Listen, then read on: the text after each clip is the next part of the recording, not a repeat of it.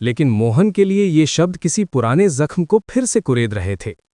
वही जख्म जो 10 साल पहले अंधेरी रात में मां को छोड़कर निकलते वक्त बना था। फर्क बस इतना था कि तब वो गुस्से में भागा था और आज जिम्मेदारियों में जकड़ा हुआ था। पीछे से धीमी आवाज आई, बेटा, खाना ठंडा हो जाएगा। मोहन पलटा। कस्तूरी देवी दरवाजे पर खड़ी थीं। नया पक्का घर, साफ दीवारें, बिजली का बल्ब और चूल्हे पर चढ़ी रोटियों की खुशबू। सब कुछ वैसा ही था जैसा मोहन ने मां के लिए सोचा था, लेकिन मां की आंखों में आज भी वही डर था, छूट जाने का डर। मोहन पास आया, मां के पास बैठ गया, कुछ पल चुप रहा, फिर बोला, मां, मेरा ट्रांसफर हो गया है। कस्तूरी देवी का हाथ रोटी पर ही रुक गया। उसने कुछ नहीं कहा, बस बेटे के चेहरे को देखने लगी, जैसे शब्दों से पहले उसकी आंखें सच्चाई समझना चाहती। दूर, बहुत बड़ा जिला है, जिम्मेदारी भी ज्यादा है। कस्तूरी देवी ने हल्की सांस ली। तो जाना पड़ेगा ना बेटा, अफसर जो ठहरा। मोहन ने सिर झुका लिया। मां, डर लग रहा है। कस्तूरी देवी चौंकी। तुझे, इतना बड़ा आदमी होकर? मोहन की आवाज भर्रा गई। डर इस बात का नहीं कि काम नहीं कर पाऊंगा, डर इस बात का है कि कहीं फिर से आपको अकेला ना छोड़ दूं। कुछ पल खामोशी रही, फिर कस्तूरी देवी ने उसके सिर पर हाथ रखा। बेटा, तू जब गाया था तब मैं टूटी थी, आज अगर जाएगा तो गर्व से विदा करूंगी। फर्क समझता है? मोहन की आंखों से आंसू गिर पड़े। पर मां, आप अकेली नहीं हूं। कस्तूरी देवी मुस्कुराई। पूरा गांव है, और तू भी तो है। दूरी से क्या होता है, दिल पास रहना चाहिए। उसी वक्त बाहर कुछ गांव वाले आ गए। खबर फैल चुकी थी कि डीएम साहब का ट्रांसफर हो गया है। किसी की आंखें नम थीं, कोई हाथ जोड़कर खड़ा था। प्रधान आगे बढ़ा। साहब, आपने इस गांव को जो दिया है वो हम जिंदगी भर नहीं भूलेंगे। मोहन ने हाथ जोड़ दिए। मैंने कुछ नहीं दिया, बस अपना कर्ज चुकाने की कोशिश की है। अगली सुबह मोहन ने जाने से पहले पूरे गांव का एक चक्कर लगाया। स्कूल, आंगनवाड़ी, नल, पेंशन की लिस्ट, सब कुछ आखिरी बार देखा। फिर वो उस जगह पहुंचा जहां कभी एक टूटी झोपड़ी हुआ करती थी। अब वहां पक्का घर था, दरवाजे पर तुलसी का पौधा। कस्तूरी देवी चौखट पर खड़ी थीं। मोहन ने झुककर पैर छुए। मां, आशीर्वाद। कस्तूरी देवी ने माथे पर हाथ रखा। जा बेटा, और याद रखना, कुर्सी बड़ी नहीं होती, दिल बड़ा होना चाहिए। गाड़ी चल पड़ी। गांव पीछे छूटता गया। मोहन खिड़की से देखता रहा, लेकिन उसे क्या पता था, जिस जिले में वो जा रहा है वहां उसकी सबसे बड़ी परीक्षा अभी बाकी है, और वो परीक्षा फाइलों की नहीं, इंसानियत की होने वाली है। लगे नेताओं की मुस्कुराती तस्वीरें, विकास के वादे और नीचे छोटे अक्षरों में छुपी सच्चाइयां। मोहन खिड़की से बाहर देख रहा था, लेकिन उसका मन कहीं और अटका हुआ था। मां की कही बात बार बार कानों में गूंज रही थी। कुर्सी बड़ी नहीं होती, दिल बड़ा होना चाहिए। डीएम ऑफिस पहुंचते ही अधिकारियों की लंबी लाइन लगी थी। किसी के चेहरे पर औपचारिक मुस्कान थी, किसी की आंखों में डर, और किसी के भीतर छुपी चालाकी साफ झलक रही थी। स्वागत हुआ, फूल दिए गए, फाइलें सौंपी गईं, लेकिन मोहन जानता था, असली स्वागत तो सिस्टम करेगा। पहली ही मीटिंग में जिले की तस्वीर सामने आ गई। कागजों में सब कुछ ठीक था, सड़कें बन चुकी थीं, पानी हर घर तक पहुंच चुका था, गरीबों को योजनाओं का लाभ मिल चुका था। मोहन ने फाइल बंद की और शांत आवाज में पूछा, ये सब कागज पर है, जमीन पर कौन दिखता है? कमरे में सन्नाटा छा गया। एक वरिष्ठ अधिकारी ने हिम्मत करके कहा, साहब, सब नियम के मुताबिक चल रहा है। मोहन की नजरें उठी। नियम के मुताबिक या सुविधा के मुताबिक? कोई जवाब नहीं आया। दोपहर के वक्त मोहन ने अचानक फैसला लिया। बिना बताए, बिना प्रोटोकॉल, सीधे जिले के सबसे पिछड़े इलाके का दौरा। गाड़ी जैसे ही कच्चे रास्तों पर उतरी, हकीकत खुद ब खुद सामने आने लगी। टूटी सड़कें, सूखे हैंडपंप, स्कूल की बंद खिड़कियां और आंगनवाड़ी में ताला। एक झोपड़ी के बाहर एक औरत बैठी थी, गोद में बीमार बच्चा, आंखों में डर। मोहन रुका। दवा क्यों नहीं मिली? औरत बोली, साहब, नाम तो लिस्ट में है, लेकिन दवा ऊपर तक पहुंचते पहुंचते खत्म हो जाती है। मोहन ने कुछ नहीं कहा, बस नोट किया। हर झोपड़ी, हर चेहरा उसे अपनी मां की याद दिला रहा था। वही चुप सहनशीलता, वही मजबूरी। शाम होते होते खबर फैल गई कि नया डीएम बिना बताए गांवों में घूम रहा है। ऑफिस लौटते ही एक फोन आया। दूसरी तरफ भारी आवाज थी, मोहन जी, मैं विधायक बोल रहा हूं। आप नए आए हैं, थोड़ा सिस्टम समझ लीजिए, सब ऐसे नहीं चलता। मोहन ने शांति से जवाब दिया, अगर सिस्टम किसी मां को भूखा सुलाए तो उसे समझना नहीं, बदलना पड़ता है। फोन कट गया। कमरे में मौजूद पीए घबरा गया। साहब, ये लोग ताकतवर हैं। मोहन कुर्सी से उठा, खिड़की के पास गया। बाहर अंधेरा घिर रहा था। ताकतवर मैं भी हूं, उसने धीमे से कहा। फर्क बस इतना है कि मेरी ताकत कुर्सी से नहीं, उस मां के आशीर्वाद से आती है जिसने भूखे रहकर मुझे ईमानदार बनाया। रात को मोहन देर तक ऑफिस में बैठा रहा। एक एक फाइल खुलती गई। योजनाओं में गड़बड़ी, ठेकेदारों के नाम, नेताओं की सिफारिशें, सब सामने आने लगा। उसने आखिरी फाइल बंद की और एक फैसला लिया। कल से जिला वैसा नहीं चलेगा जैसा सालों से चलता आया है। उसी वक्त मोबाइल पर मां का फोन आया। बेटा, ठीक तो है ना? मोहन मुस्कुराया, आंखें नम हो गईं। हाँ मां, बस आपकी दी हुई सीख काम आ रही है। कस्तूरी देवी बोली, तो फिर डर किस बात का है? मोहन ने गहरी सांस ली। डर नहीं मां, अब लड़ाई है। और उस रात नए जिले में एक ऐसी लड़ाई की शुरुआत हुई जो सिर्फ भ्रष्टाचार से नहीं, खुद सिस्टम की आत्मा से होने वाली थी। अगली सुबह जिले में अजीब सी बेचैनी थी। डीएम ऑफिस के गलियारों में फुसफुसाहटें थीं। कुर्सियों पर बैठे अफसर बार बार मोबाइल देख रहे थे और फाइलें आज कुछ ज्यादा ही भारी लग रही थीं। वजह साफ थी। मोहन ने रातों रात 3 विभागों की फाइलें विशेष जांच में डाल दी थीं। सुबह ठीक 10 बजे मोहन कॉन्फ्रेंस हॉल में पहुंचा।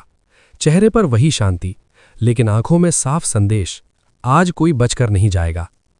सब लोग बैठ जाएं, उसने कहा। आज मीटिंग लंबी होगी। सबसे पहले उसने शिक्षा विभाग की फाइल खोली। पिछले 2 साल में स्कूल की इमारत के लिए 25 लाख रुपए निकले, मोहन बोला। लेकिन गांव में स्कूल की छत आज भी टपकती है। पैसा कहाँ गया? बीईओ के माथे पर पसीना आ गया।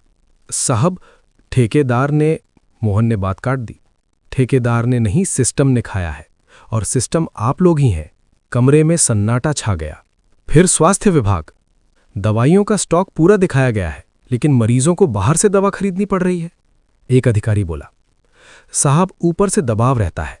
मोहन की आवाज पहली बार सख्त हुई। ऊपर से दबाव? ऊपर कौन है? नेता, पैसा या आपकी कमजोर रीढ़? कई चेहरों की रंगत उड़ चुकी थी। दोपहर तक आदेश निकल चुके थे। 3 अफसर निलंबित, 2 पर विभागीय जांच और 1 ठेकेदार पर एफआईआर। लेकिन मोहन जानता था, अब असली वार आएगा। शाम होते होते वही हुआ जिसका अंदेशा था। एक और फोन। मोहन सिंह, आवाज में अहंकार था। आप बहुत तेज चल रहे हैं। यह जिला कोई प्रयोगशाला नहीं है। मोहन ने शांत स्वर में पूछा। आप कौन? आपसे बड़ा आदमी। मोहन मुस्कुराया। तो फिर आपको पता होना चाहिए कि कानून से बड़ा कोई नहीं होता। फोन कट गया। इस बार माहौल सचमुच भारी हो गया। उसी रात मोहन को एक और खबर मिली। जिले के उसी पिछड़े इलाके में जहां वो कल गया था, किसी ने आंगनवाड़ी कार्यकर्ता को धमकाया था। ज्यादा सच बोलेगी तो नौकरी जाएगी। मोहन की उंगलियां मेज पर कस गईं। उसे मां की कही बात याद आई। अगर तू सच में मेरा ख्याल रखना चाहता है तो इस मिट्टी का ख्याल रख। अगले दिन मोहन खुद उस गांव पहुंचा, बिना सुरक्षा, बिना हंगामे। आंगनवाड़ी की वही औरत सामने खड़ी थी, कांपती हुई। साहब, मैंने कुछ गलत नहीं किया, मोहन ने धीरे से कहा। गलत तो उन्होंने किया है जिन्होंने तुझे डराया। उसने वहीं पुलिस बुलवाई, धमकी देने वालों के नाम निकलवाए और उसी दिन पहली गिरफ्तारी हुई। गांव वालों ने पहली बार देखा डर के आगे भी कोई खड़ा हो सकता है। लेकिन इस कार्रवाई ने आग में घी डाल दिया। अब ये लड़ाई सिर्फ अफसरों की नहीं रही, ये सत्ता और ईमानदारी की सीधी टक्कर बन चुकी थी। रात को मोहन थका हुआ बंगले में बैठा था। मोबाइल पर मां का मैसेज आया। बेटा, आज मंदिर में तेरे लिए दिया जलाया है। सच के रास्ते पर चलना, चाहे रास्ता अकेला क्यों ना हो। मोहन ने आंखें बंद कर लीं। उसे एहसास था, अब पीछे हटने का कोई रास्ता नहीं है, क्योंकि जिस दिन सिस्टम ने तय कर लिया कि मोहन को रोकना है, उसी दिन मोहन ने भी तय कर लिया था, या तो ये जिला बदलेगा या फिर वो खुद टूट जाएगा, लेकिन झुकेगा नहीं। मोहन को ये बात अच्छी तरह समझ आ चुकी थी कि अब लड़ाई खुलकर सामने आ गई है। तीसरे दिन सुबह जैसे ही वो ऑफिस पहुंचा, माहौल बदला बदला सा था। फाइलें तो वही थीं, लेकिन चेहरों पर पहले वाली मजबूरी नहीं, बल्कि एक अजीब सी चालाक खामोशी थी, जैसे सब लोग इंतजार में हों कि अगला वार कब होगा। सुबह की पहली फाइल ही चौंकाने वाली थी। एक शिकायत। डीएम मोहन सिंह अपने पद का दुरुपयोग कर रहे हैं। निजी बदले की भावना से अफसरों को निलंबित किया जा रहा है। मोहन ने शिकायत पढ़ी और हल्की मुस्कान आई। उसे पता था, अब निशाना सीधे उस पर है। कुछ ही देर में राज्य सचिवालय से फोन आया। मोहन जी, ऊपर तक बातें जा रही हैं, थोड़ा संतुलन बनाकर चलिए। मोहन ने संयम से जवाब दिया, सर, संतुलन इंसाफ में होता है, समझौते में नहीं। फोन रखने के बाद पीए ने घबरा कर कहा, साहब, ये लोग अब आपकी कुर्सी हिलाने की कोशिश करेंगे। मोहन कुर्सी पर बैठा, पीठ सीधी की और बोला, तो उन्हें पता होना चाहिए कि ये कुर्सी मेरी नहीं, जनता की है।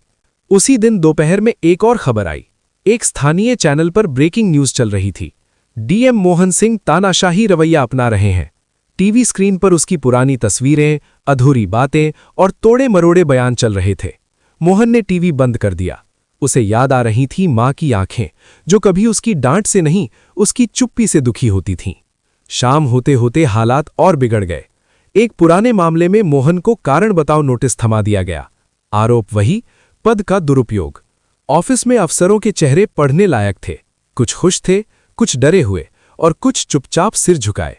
मोहन ने नोटिस फोल्ड किया और कहा, कल से जिला नहीं रुकेगा, काम वैसे ही चलेगा जैसे चल रहा था।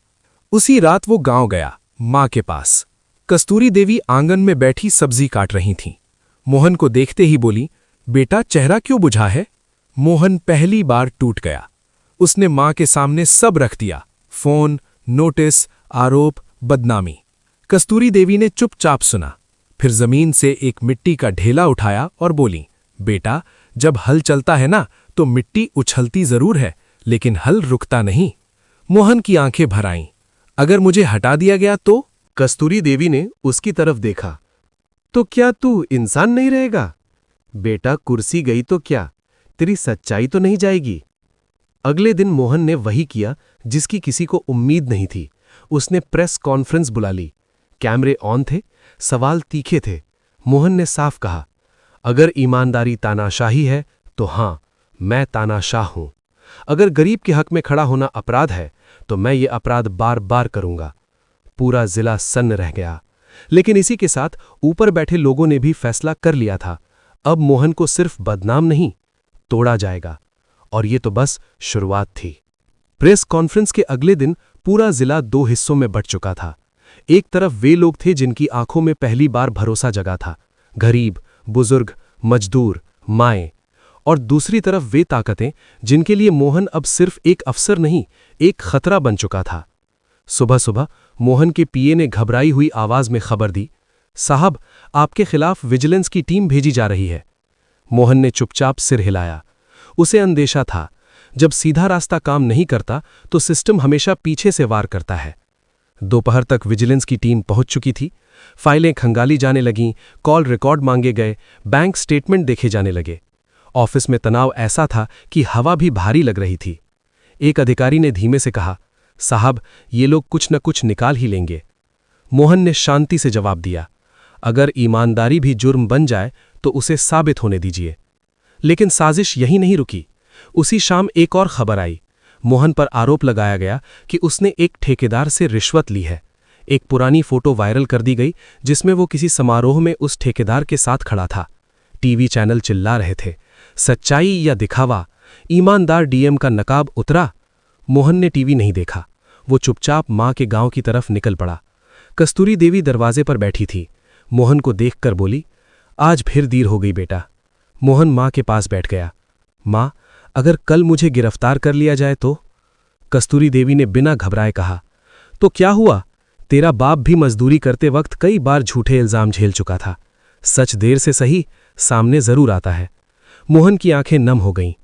लेकिन आपकी बदनामी? कस्तूरी देवी ने उसकी बात काट दी। मेरे लिए बदनामी उस दिन थी जब लोग मुझे भूखी समझकर रोटी देते थे और मेरा बेटा दूर था। आज अगर तू सच के लिए बदनाम हो रहा है तो ये मेरा गर्व है। अगली सुबह वही हुआ जिसका डर था। विजिलेंस टीम ने मोहन को पूछताछ के लिए बुलाया। ऑफिस के बाहर भीड़ जमा थी। कुछ लोग चुपचाप हाथ जोड़कर खड़े थे, कुछ औरतें रो रही थीं।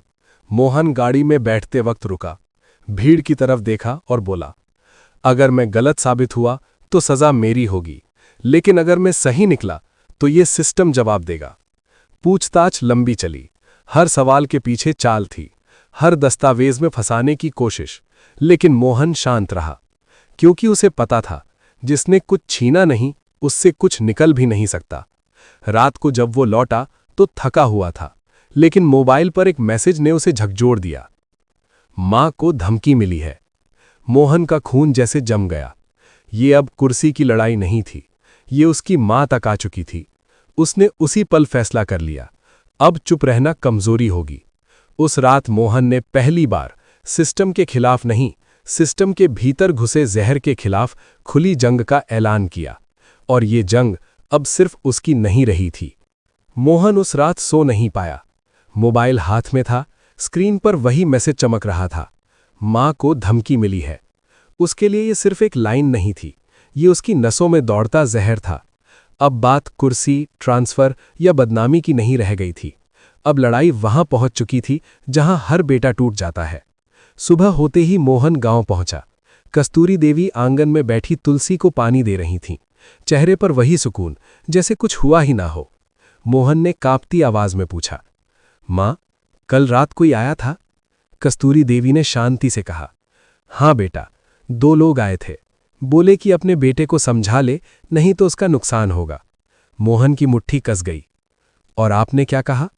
कस्तूरी देवी ने सिर उठाकर बेटे को देखा। मैंने कहा, मेरा बेटा सच पर चलता है, उसे मोड़ने की कोशिश मत करना।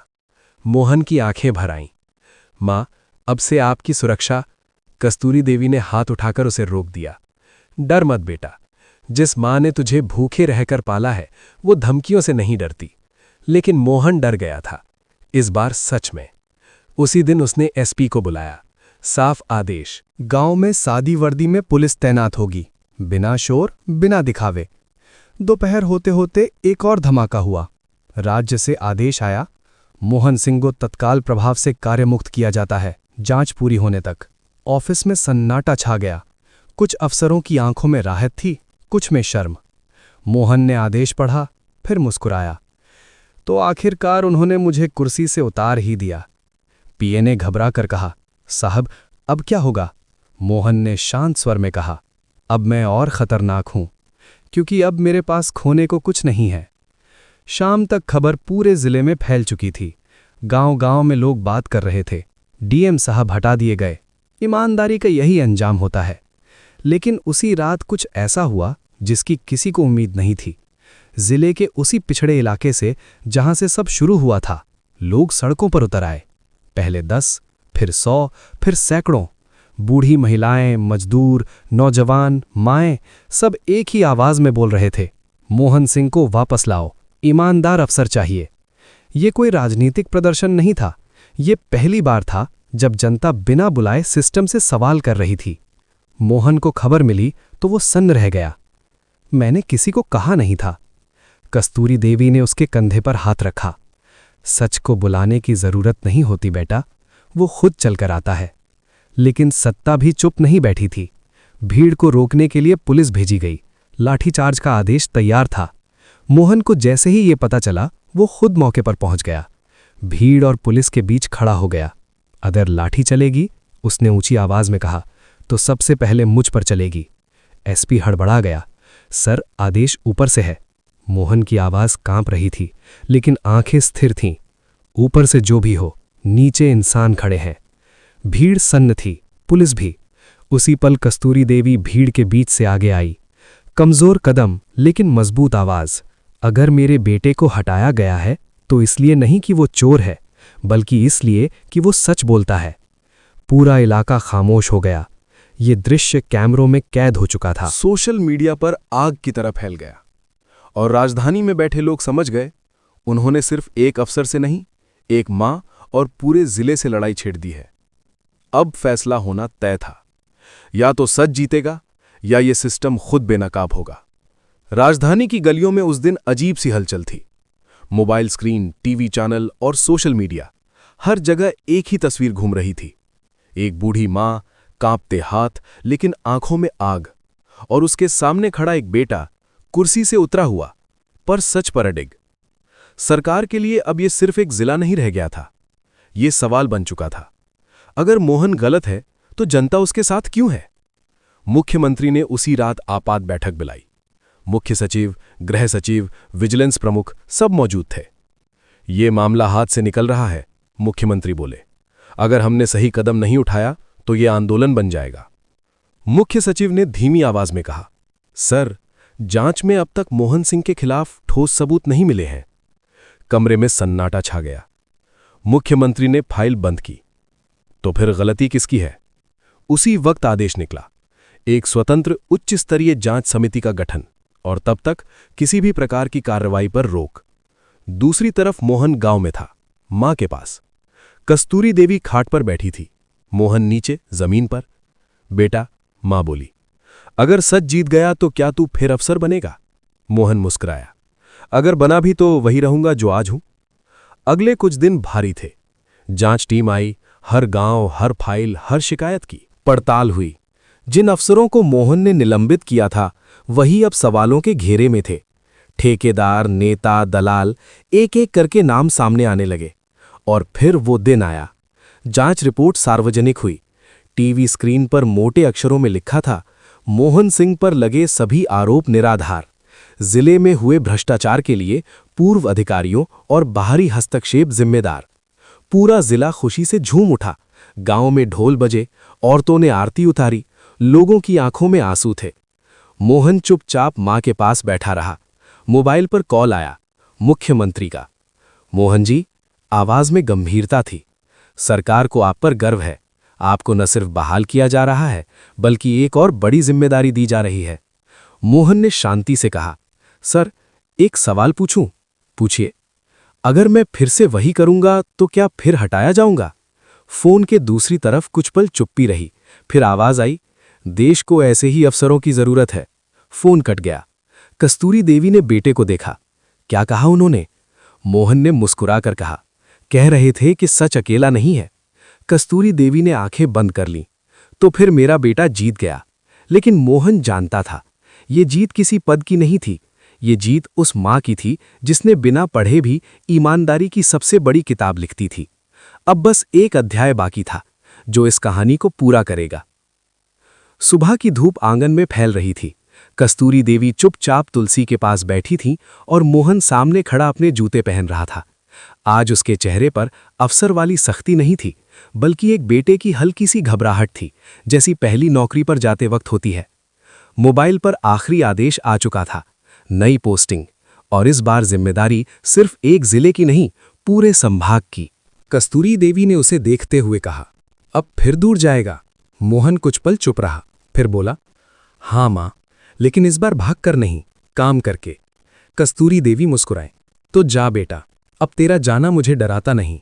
मोहन ने मां के पैर छुए। अगर कभी लगा कि मैं रास्ता भटक रहा हूं तो बस एक बार आवाज दे देना। कस्तूरी देवी ने उसका माथा चूम लिया। मां की आवाज दिल तक जाती है बेटा, फोन तक नहीं। गाड़ी चल पड़ी, लेकिन इस बार गांव पीछे छूटने का दर्द नहीं था, क्योंकि मोहन जानता था अब उसकी जड़ें मजबूत हैं। कुछ महीनों बाद वही गांव, वही घर, लेकिन माहौल बदला हुआ। स्कूल में बच्चों की आवाजें गूंज रही थीं, आंगनवाड़ी खुली थी, पेंशन समय पर मिल रही थी, और गांव की महिलाएं अब किसी अफसर के नाम से नहीं, मोहन भैया के नाम से बातें करती थीं। कस्तूरी देवी रोज शाम चौखट पर बैठती, रास्ते की तरफ देखती, लेकिन अब इंतजार दर्द नहीं था, दुआ बन गया था। एक दिन गांव में खबर आई, सरकार ने एक नई योजना शुरू की है। नाम था कस्तूरी मां सम्मान योजना, गरीबी में बच्चों को पालने वाली अकेली माओं के लिए। कस्तूरी देवी को जब ये बताया गया तो वो चुप हो गई, आंखों से आंसू बहने लगे। मां, ये तुम्हारे नाम पर है, किसी ने कहा। वो बोली, नहीं बेटा, ये हर उस मां के नाम है जिसका बेटा हालात से लड़कर इंसान बना। शाम को मोहन का फोन आया, मां, योजना शुरू हो गई। कस्तूरी देवी ने बस इतना कहा, मैंने तुझे जन्म दिया, लेकिन इंसान तू खुद बना। उस रात मोहन देर तक जागता रहा। उसे याद आई वो झोपड़ी, वो थप्पड़, वो भागना और वो वापसी। उसे समझ आ गया था, अगर उस रात वो घर न छोड़ता तो शायद इतना दूर ना जाता, और अगर वो मां से दूर ना जाता तो शायद इंसान ना बनता। लेकिन सबसे बड़ी बात ये थी, मां ने उसे कभी छोड़ा नहीं, न तब, न अब, न कभी। अगली सुबह मोहन ने ऑफिस में फाइल पर साइन किए, फिर नीचे एक लाइन लिखी, नीति तब तक अधूरी है जब तक आखिरी आदमी मुस्कुरा न सके। और कहीं दूर गांव में एक मां ने तुलसी के आगे दिया जलाया और मुस्कुराकर कहा, जा बेटा, अब तू सिर्फ मेरा नहीं, सबका है। अगर ये कहानी आपके दिल तक पहुंची हो तो इसे लाइक कीजिए। को दंगल स्टोरी चैनल को सब्सक्राइब जरूर कीजिए। मिलते हैं अगली कहानी में।